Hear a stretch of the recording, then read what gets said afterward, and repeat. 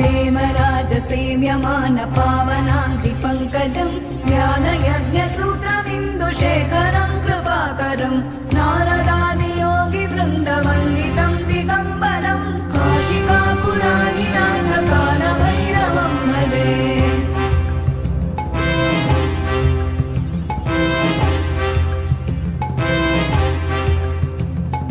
भानुकोटिभास्वरं भवाभितारकं परं नीलकण्ठमीप्सितार्थदायकं त्रिलोचनं कालकालमम्बुजाक्षमक्षशूलमक्षरं काशिकापुराधिनाथकालभैरवं भजे।